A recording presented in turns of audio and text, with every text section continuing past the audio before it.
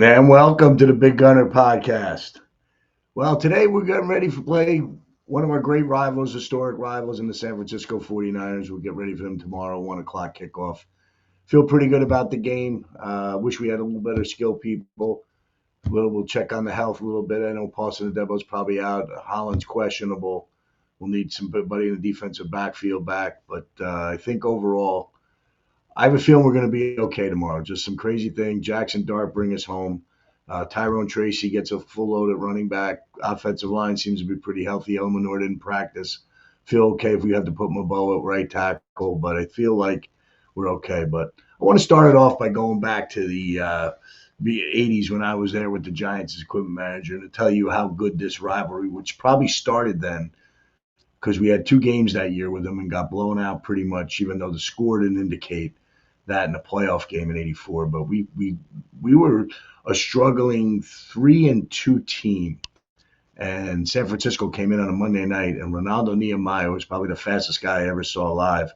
Caught an out pattern and ran 60 yards for a touchdown. Was the fastest guy we ever saw down the sidelines. Everybody was making comments about it that this guy was unbelievably fast. He was a hurdler that actually was in the Olympics that came and played in the NFL after he left the Olympics. And then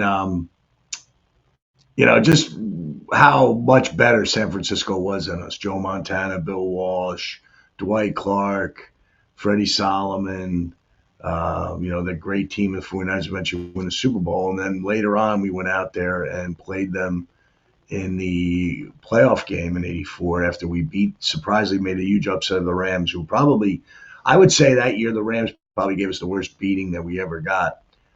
Physically, mentally. I think that year we gave up three safeties in a game, which 2 and a quarter, I think, was a record, and three in a game, which I think has never happened before. Or maybe three even in a quarter. It was a very weird game. We covered a kickoff and got in the end zone in a regular season game, and then we got beat up. But we ended up beating them in a hard fought physical battle, and then got to San Francisco. We spent a week out there. It was the first time I was away from my family at Christmas. We spent Christmas in Fresno, and we ended up playing in the second divisional playoff against the 49ers. And in that game, I can remember, very interesting. So as a young, boisterous, loud equipment manager that kind of was a rah-rah type guy, that probably works today with watching Celebration in the End Zone. My antics probably would be better today than they probably did work back in 1984. Um, I got out there, and it was a nice little chilly day, and I had a little sweater on, and was going out in the field, and I made a comment toward the fan base in the front row around the 50-yard line that we were going to kick your ass, and I started jawing with them, and it was probably one of the bigger mistakes I made as a trying not to understand how the fan base was. So I got whipped a beer bottle at me, and they just reprimanded him back then. They could carry their own beer into the game, and I got a beer bottle whizzed right by my head around the right as the game started. I think after they scored to make it 7-0. I turned and looked at this crowd, not making another word, because the abuse that I got was just incredible. Red sweater, you're an asshole, all that stuff that they would say to me. It was probably today they probably eject people for the amount of abuse that I got, but it kind of took me out of my element of being this guy. I was being watched. Every move I made was being critiqued, yelled at. And it was probably, I wouldn't say as intimidating, but it definitely ruffled me up as a young 19-year-old equipment manager. And it was kind of startling. So 21-0 in that game and ended up scoring 10 points, getting a Harry Carson interception, and hung in there in the second half. Played a 0-0 game, turned it over a couple times. But that San Francisco team was elite, and they were very good. And they went on to beat the Dolphins in the Super Bowl. And then we get into 1985, where we play our first home playoff game in near 20 years. And we play them in the first wild card game and beat them pretty handily, 17-3. And then the '86 game, which I was at the '85 wild card game, and in the stands now because I was along with the team. And an '86 game was when I knew that this team had turned the corner. We went up there 28-3. Lawrence Taylor returns an interception for a touchdown right before the half ended to go up 28-3. Joe Montana was knocked out on that play.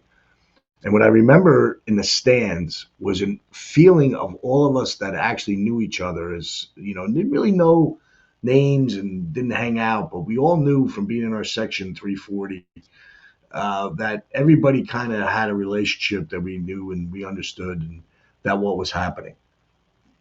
And we kind of knew that we were that good. We had home field, and the following week Washington came in and we beat them 17-0, and we went on to win the Super Bowl. But I think that 49er game was probably the most biggest game in the franchise history. Jerry Rice fumbled the ball early on in the game. We recovered in the end zone, kind of went on and make a drive and score. I mean, that you can watch the game on YouTube. It was a remarkable game. And John Madden and Pat Summerall tooting the horns of Bill Parcells and what the Giants were doing. And I remember the great comment of Bill Walsh at the end of the game that one of the reporters had asked him, "Hey, what did you think? Think it would have been any different if Jerry Rice held on to that ball and you would have scored that first touchdown and go up 7-0 instead? It might have been a different game." He said, "Yeah, we would have lost 49-10 instead of 49-3." Was his answer. And I thought that was kind of, it made me laugh, but yet still indicative of, I think, where the team was at that point. But we were good, real good. One of the best teams, I think, ever. And I, basically knew more than half those guys and had a relationship with them 2 years ago. Players didn't move back then like they move around today. And then you go back to a couple of years later where we get beat on a final play where two of our DBs collide on a 80-yard pass play to Jerry Rice, and they come in the next time they play us and beat us on the second week of the season, when that was a game I was also at, looked forward to and saw, and I was like, oh my God. I can always remember that game as being startling, and we figured we had the game. We're up 17-13 late, and they just threw a bomb down the sidelines, and our two DBs collided, and Jerry Rice caught it, went in for a touchdown. I thought that was kind of interesting. And then, the game in 90, the playoff game when we went out there, the 86 game when we down 17-0, they have a Mark Bavaro catch. So this rivalry has a great history, and we're going to rekindle it with some different players this week. So I always look forward to the Niners and the Giants. Can't wait. Really, basically, the Scatterbo injury, we talked about it on the podcast earlier in the week. I think it's devastating. I think we have, looking at where the team is and all that, I just think that it's kind of, really disheartening, to what happened with him. Great kid. That I really kind of like the way he talked about Philly and how they treated him, and but it's going to be hard to overcome. But back to Tyrone Tracy, who gave us a lot last year, and Devin Singletary will be in the backfield. Hopefully we activate Dante Miller. I still don't know if we're going to do that. I would like to see if he could show us anything, help us with a little burst in the backfield. Get Darius Slayton back, who got robbed on that touchdown last week. Hopefully he can give us a little bit. Tight end's got to play better. Our line will play better. I think we'll score some points against this defense with that Fred Warner-less and Joey Bosa-less, Nick Bosa, I'm sorry, less defense. And hopefully, we can get it done. I think the line telling me that we're just 2.5-point dog is telling the odds makers are telling us that that's a good sign for us. I think that this line probably should be a little higher, but it isn't. And I think what it is the fact that we've scored 7 more points with Jackson Dart than we did with Russell Wilson on average in in the games we played. Our offense has been more productive. And I liked what I'm hearing on a national soundbite that people feel like we got our quarterback. Robert Saleh gave a lot of compliments to Jackson Dart, says he sees him on film, and I think if he can make plays with his feet, keep his head up, and hopefully create some time, and then those broken plays, the great Aaron Rodgers, some of the great quarterbacks Russell Wilson did early in his career. When the play breaks down a little bit, if you can keep it alive, someone usually does break open. So again, we're going to miss Neighbors and Scatterbo. We can't do anything about that. But I think we have a real shot. I took them on the Bleacher Brothers. I think we're going to cover. I think we're going to win the game. Probably a high-scoring game, probably 27-24 kind of game. But I think we have a legit shot. So we'll start off with the baseball. Last night, very good. Yamamoto, who I think would be the MVP of the series. If they win tonight, I think he will. Looks like you're going to be at a combination of Glasnow and Ohtani and a bullpen-type start. I think I don't know who's going for. I think Bieber might be pitching tonight for Toronto. Let me look at that real quick. I know it should be Otani and Max Scherzer. Okay, so Max Scherzer's going, so that should be interesting. A veteran guy who's done it and done it before, been pitching a lot of big games. We'll see what happens. Dodgers, I look at this, are favored 140 on a 10-cent line, probably a little bit more. Tani first start on 3 days rest, coming off that arm injury. We'll see what happens. I think he'll give him 2 to 3 innings, and then they'll go from there. But the Glasnow situation last time came in was very shocking that they brought him in, but he did only use 3 pitches. So I would assume we're going to see him at some point tonight. So I think this is going to be all hands on deck for the Dodgers. Unlike past World Series where the Dodgers, the team that's favored, is going to be the one throwing out. Their rotation is going to be a little bit, scruffled together. I don't know what they're going to kind of do here. It's going to be very interesting to watch.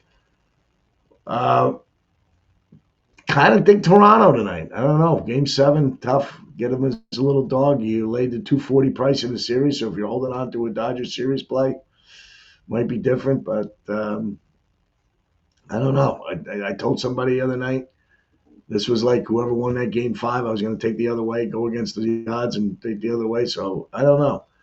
Going to be tough. We're going to see the pressure falls a little bit on Toronto tonight. Early lead, I think, is a big deal. Don't know if we'll see a comeback. Yesterday, I thought the game last night with Barger getting caught off third and swinging at the first pitch out of an up and in ball that they swung at. I just don't understand these batters. You have a pitcher right now that's coming into the game that you realize he was scheduled to start Game 7. It has never come in. First save on any level he had last night. And you sit and swing at the first pitch of this guy. And swing at a pitch that might have been high and tight. It could have been a ball. And you pop it up. And then the next two pitches later, you hit a blue ball to left field where the guy who can't go anywhere, basically. He's not scoring on that ball. He's going to get the third with 1 out. And he gets caught off second when the ball clearly looked like it was caught. It wasn't a diving catch. He caught it face high, and he's halfway to third base. To me, I just don't understand what goes through the kid's mind. I would have been yelling at him as a third base coach, get back, get back, get back. If the ball drops and it's first and second and there's a run in and it's 3-2 with first and second 1 out, you're still in a better position even at second base. Base running blunders, pressure of the moment. So we'll see. The team that's a veteran team that's there is the Dodgers.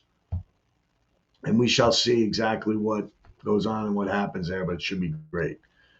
College football today. Run through a little bit of the games that I see that kind of intrigue me. As I scroll down, Oklahoma, Tennessee is a tonight game.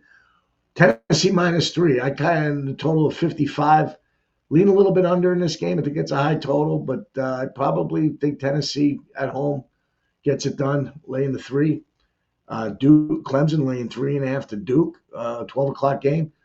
Kind of like Duke in that spot. I think Clemson's really packed it in. We'll have to check on the quarterback if Kublik plays. I think it gives Clemson a edge, but Duke's been playing very well. I kind of like Duke a little bit. Florida State's laying 10 to Wake Forest. Wake Forest coming off a big win against SMU last week. Florida State, tough loss against Stanford out in Stanford as an 18-point favorite. I also look at it like this is pressure on Mike Norvell. Florida State needs to win this game. If he loses, you might see Mike Norvell as the next coach out. Indiana laying 21 at Maryland. Kind of like Maryland a little bit here. Home dog, 21, been disappointing last couple of weeks.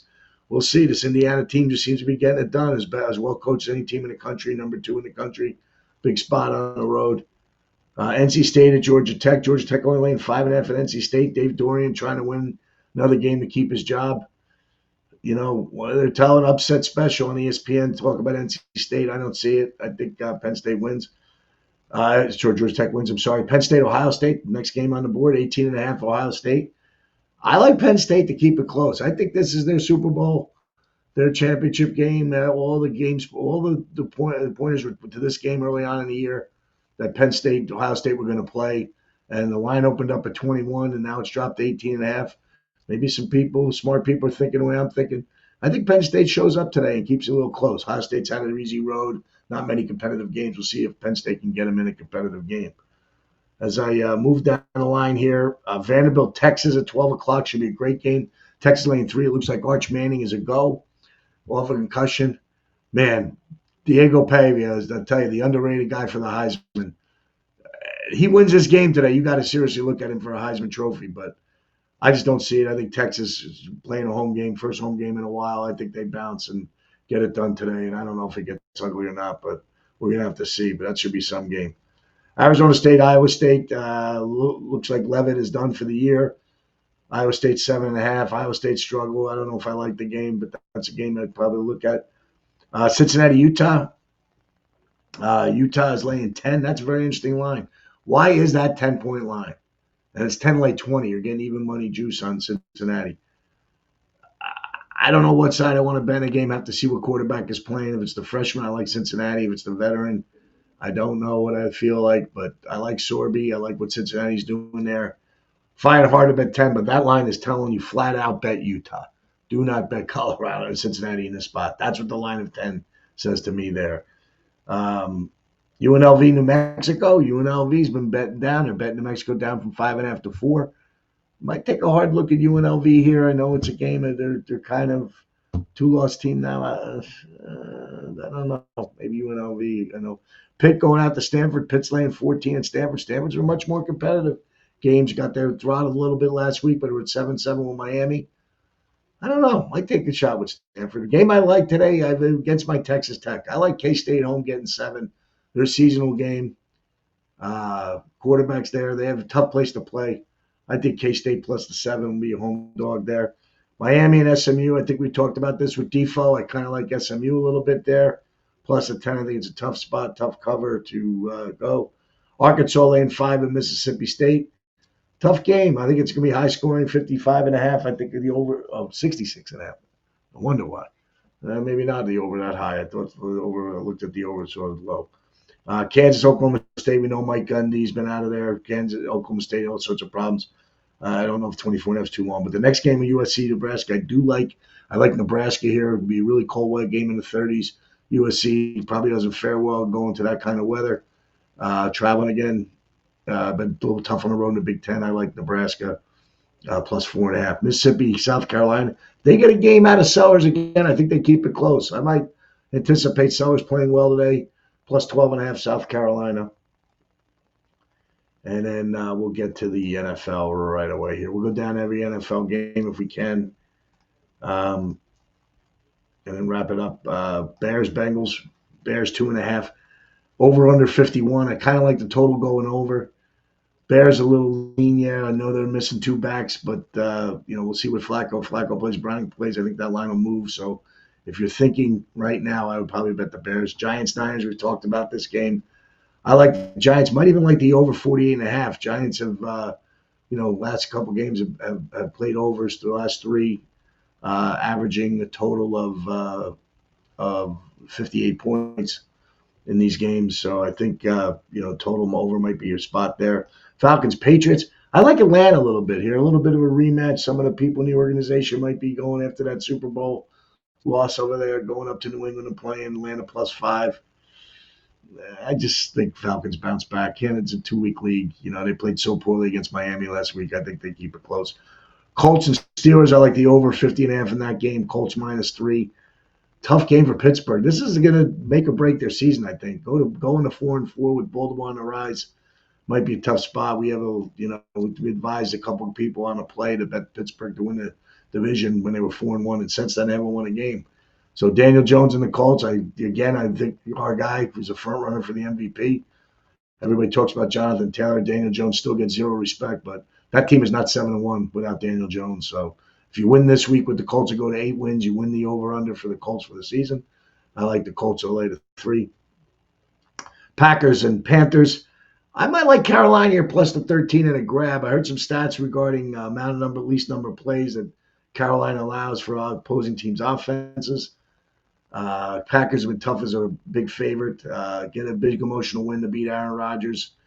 I might think they sleepwalk through this one. I might like Carolina plus 13.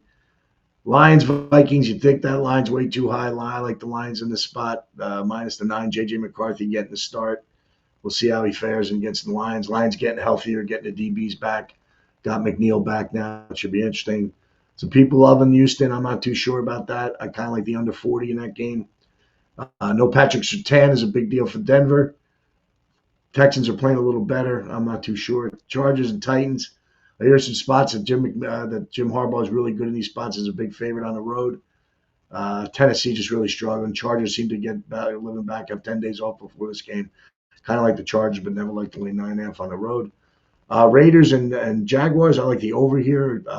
Raiders getting back over 44. The Raiders are getting back uh, the tight end.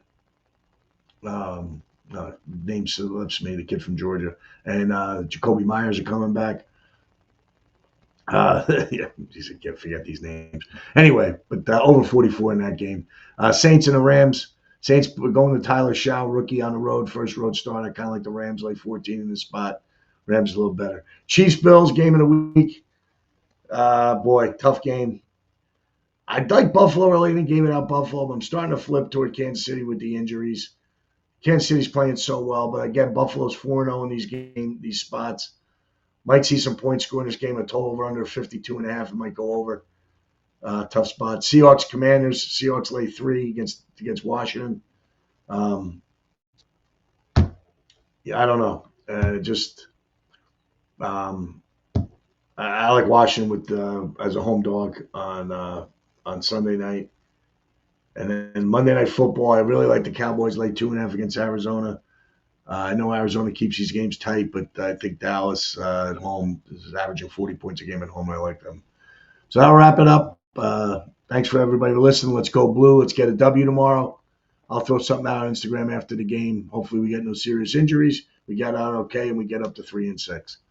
So until Tuesday, and we'll get back with you with Defo next week. We'll talk to you then.